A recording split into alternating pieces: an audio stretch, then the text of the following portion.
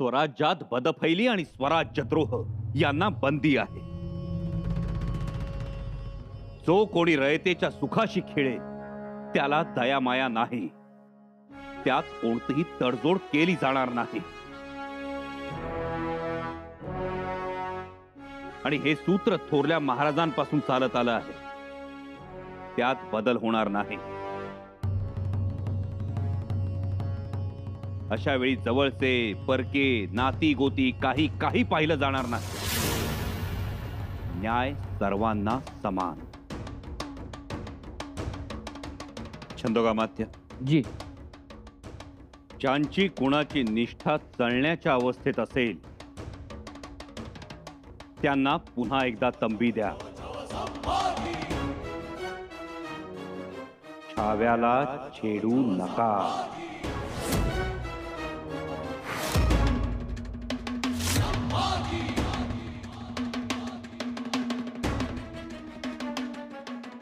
जो कोणी रयतेच्या सुखाशी खेळेल त्याला दयामाया नाही. अशा वेळी जवळचे परके नाती गोती काही काही पाहिलं जाणार नाही. न्याय सर्वांना समान.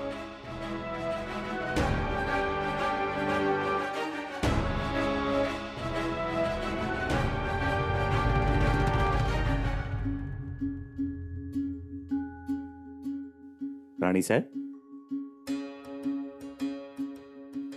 अगं बाई, तुम्ही? हो, आम्हीच. काय झालं? काय झालं? कुठे काय? काही नाही. असं? हो, खरंच काही नाही. आणि तुमचे बंधू कुठे गेले? बंधू? हो, बंधू.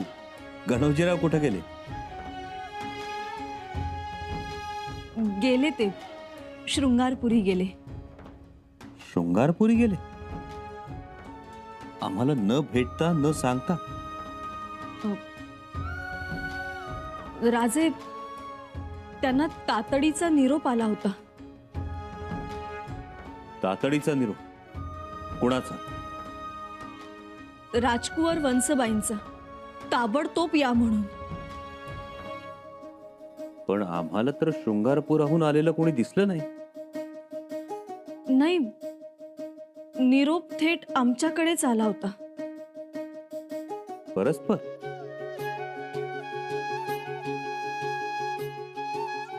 आणि तुम्ही आम्हाला सांगण्याची तसदी सुद्धा घेतली नाही? हो, म्हणजे नाही. येसू, तुम्ही काहीतरी लपवतात आमच्यापासून. काय झालं? खरंच काही नाही झालं. जे घडलं असेल ते स्पष्टपणे सांगा. आमचा तुम्हाला आदेश आहे, छत्रपती म्हणून. महाराज, गणोजी दादासाहेबांनी वतन द्या, वतन दिलं पाहिजे असं बजावलंय आम्हाला. काय? हो, आणि वतन दिलं नाही तर काय? तर औरंगजेबाचा पर्याय समोर आहे असं म्हणाले. नाही, गणोजीराव असं करणार नाही. करू नये.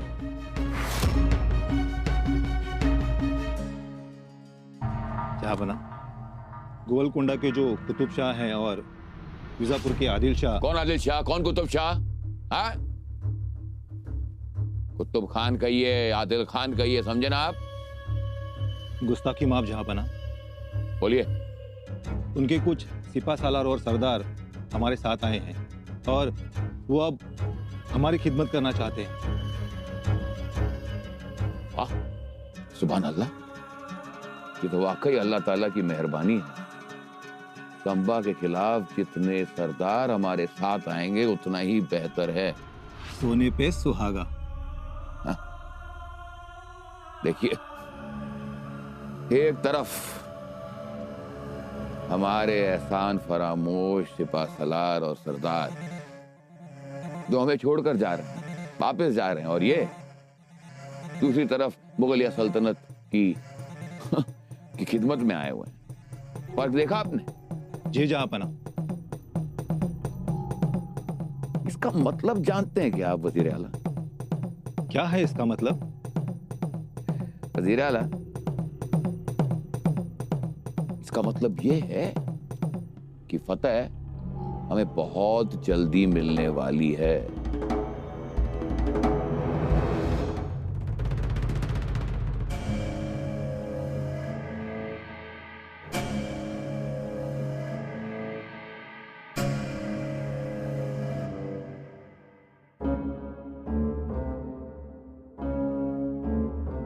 घ्या पाणी घ्या.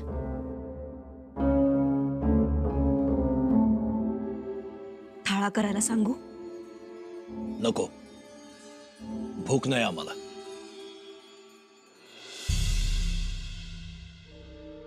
किती शोधलं तुम्हाला, किती घोर लागला आमच्या जीवाला. कुठं गेला होता? रायगडावर. आई शिरकाई भेटले का दादासाहेब? राणीसाहेब झालेल्या ताईसाहेब भेटल्या. काय म्हणाल्या? नाही म्हणाले. कशाला नाही म्हणाल्या? वतन द्यायला नाही म्हणाले. तुम्ही वतन मागायला गेला होता तिथे? मग तुम्हाला काय वाटलं? सुपाऱ्याचं बाचकं मागायला गेलतो? अहो पण आम्ही म्हणतो का तुम्ही हट्टाला पेटलाय वतनाच्या? का? बंदी आहे. वतन मागायचं नाही वय आम्ही. आमच्या हक्काचं अधिकाराचं आहे ना वो वतन. आणि एक लक्षात घ्या, औरंगजेबाचं बोलावणं डावलून आम्ही रायगडावर गेलतो. कारण आम्ही रायगडाला आज बी तेवढाच मान देतो. मग वाईट काय आहे त्यात? आम्ही मान द्यायचा आणि त्यांनी आमचा अपमान करायचा.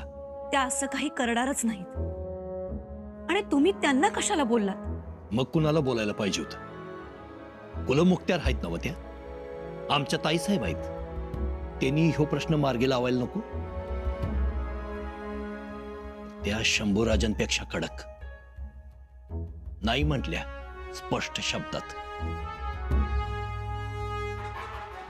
त्यांना भावाची किंमत नाही, बंधुप्रेमाची पर्वा नाही. त्या उंच डोंगरावर बसल्या आणि आम्ही अजून पायथ्याला, असं म्हणून भांडल्या आमच्याशी. तुम्ही भांडण काढलत. ही सुरुवात झाली.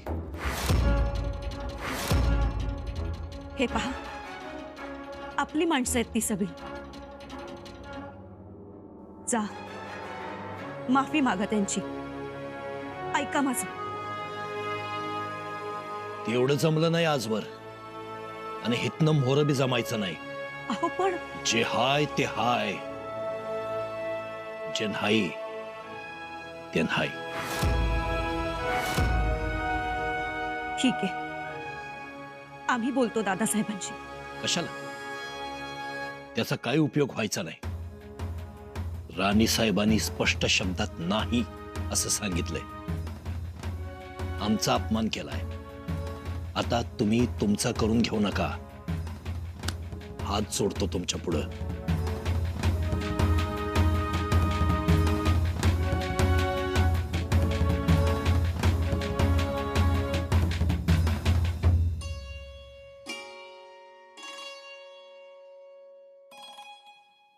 एक गोष्ट बोललो तर राग येणार नाही ना? नाही. एकदा असं वाटतं की ही सगळी परिस्थिती पाहून. काय? बोला राणी साहेब.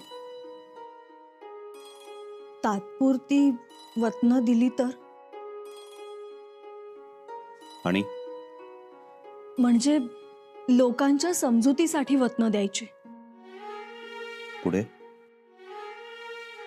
हे औरंगजेबाचं परचक्र गेलं की स्वराज्यात ती वतनं परत जमा करून घ्यायची.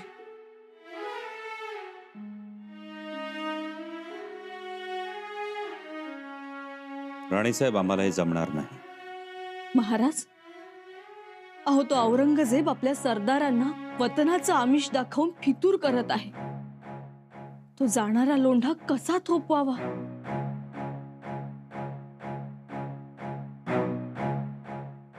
राणीसाहेब, जाणारा लोंढा कसा थोपवायचा ते आम्ही पाहू, परंतु वतनं द्यायची नाहीत या विचारावर आम्ही ठाम आहोत. सरदार आमिषाला बळी पडत आहेत, त्याचं काय करायचं? म्हणून म्हणतो आहोत, वतनाच्या भूमिकेत जरा बदल करायचा का? नाही, मुळीच नाही. मुळात वतनं द्यायची नाहीत हा विचार आमचा नाही, आबासाहेबांचा आहे. आणि राणीसाहेब, आम्ही एक वेळ कटून मरू, परंतु आबासाहेबांच्या तत्वात तडजोड करणार नाही. महाराज, राणीसाहेब, आम्ही जे सांगतो ते नीटपणे समजून घ्या. जी. आबासाहेबांनी शाहिस्तेखानाची बोटं छाटली, फत्तेखानाचा पराभव केला, अफझल खानाचा वध केला, या गोष्टी महत्वाच्याच. पण त्याहूनही महत्वाची गोष्ट म्हणजे आबासाहेबांनी वतनदारीचा वध केला. राणीसाहेब, हिंदुस्थानात शेकडो वर्षांपासून वतनदारीची जुलमी परंपरा सुरू आहे. पण या वतनदारी विरोधात लढा देणारे आणि तो यशस्वी करणारे आपले आबासाहेब एकमेव. आणि म्हणूनच स्वराज्य स्थापनेच्या कामात रयत आनंदानं, उत्साहानं सहभागी झाली. इतरत्र तसं नाही. तिथे अजूनही वतनदारी आहे. अजूनही सत्ता एकाच घराण्याच्या हातात एकवटलेली असते. त्या सत्तेचा त्यामुळे दुरुपयोग केला जातो आणि त्यामुळेच तिथली रयत वतनदारांच्या कैदेत तर राहतेच, पण मोगलांच्या गुलामीतही असते. पण स्वराज्यात तसं नाही. आबासाहेबांनी वतनदारांची दहशत मोडून काढली, त्यांची बेबंदशाही संपवली, त्यांचा अनियंत्रित कारभार संपवला आणि वतनदारांच्या जाचातून रयतेला मुक्त केलं. रयतेचं राज्य निर्माण केलं. आज स्वराज्यात रयत राजा आहे. स्वातंत्र्यात प्रत्येक जण राजा असतो हे आपल्या रयतेनं अनुभवलं. आणि त्यासाठी आबासाहेबांनी अपार कष्ट घेतले, रात्रीचा दिवस केलाय. राणीसाहेब, तुम्हाला माहिती आहे, आज स्वराज्यातली रयत एकूण उत्पन्नापैकी 40% एवढा कर देते. म्हणजे शेतात जर 10 पोती धान्य पिकलं तर त्यातली 4 पोती ही सरकारला दिली जातात. हा कर कमी नाही, तरी सुद्धा रयत देते, आनंदाने देते. का देते? तर त्यांचं धन लुबाडलं जात नाही, पोरीबाळी पळवल्या जात नाही, खळी लुटली जात नाहीत. सण, उत्सव, जत्रा, खेत्रा या आनंदानं साजऱ्या करता येतात.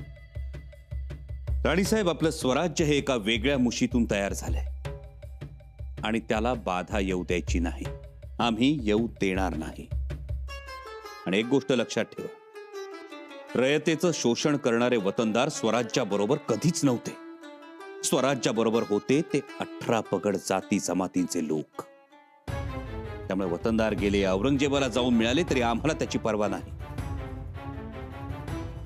कारण रयत आमच्या पाठीशी आहे.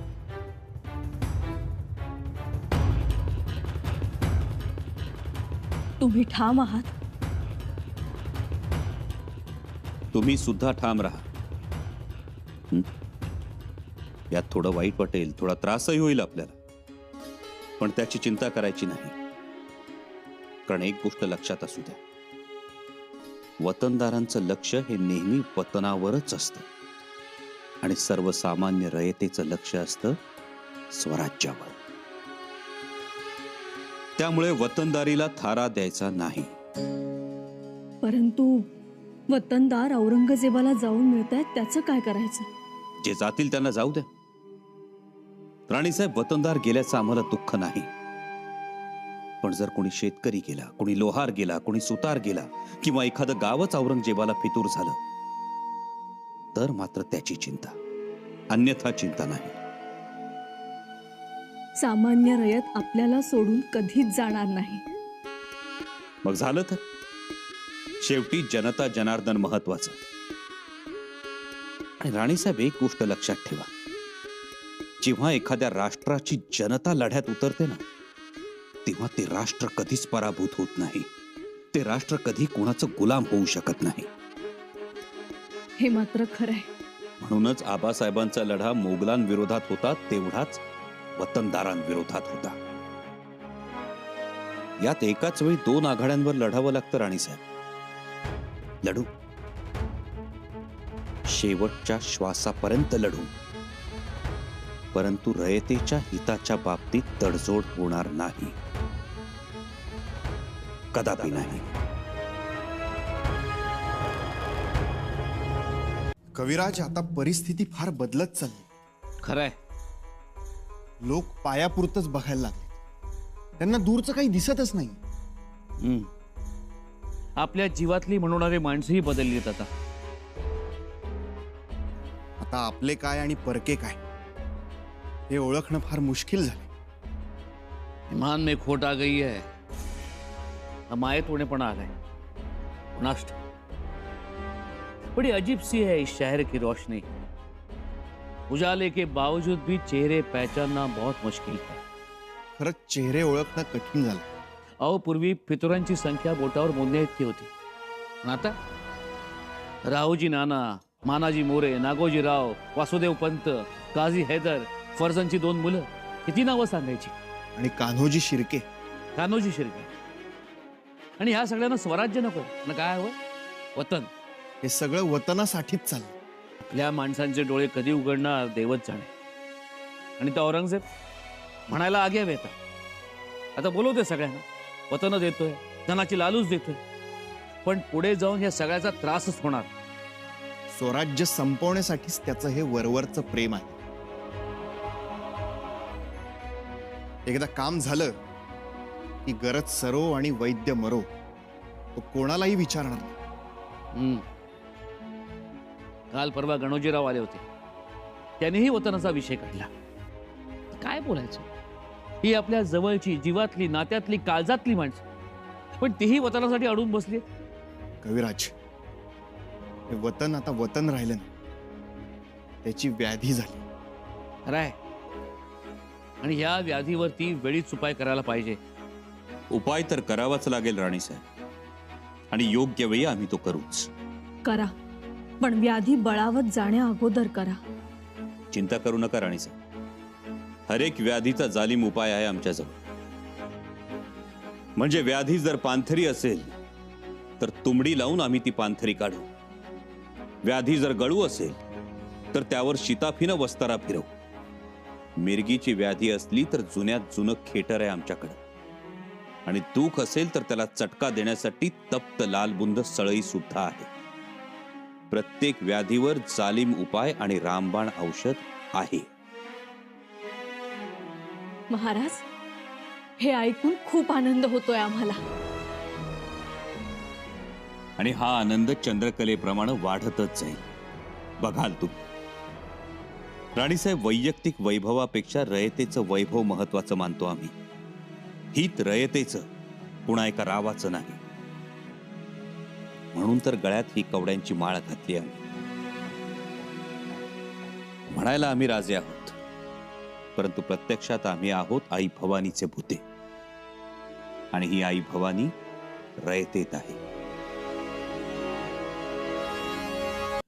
मुळात स्वराज्याच्या छत्रपतींचा लढा हा सिंहासन टिकवण्यासाठी नाहीच, तो लढा आहे रयतेचं सुख टिकवण्यासाठी. आणि हा लढा आम्ही लढत राहणार.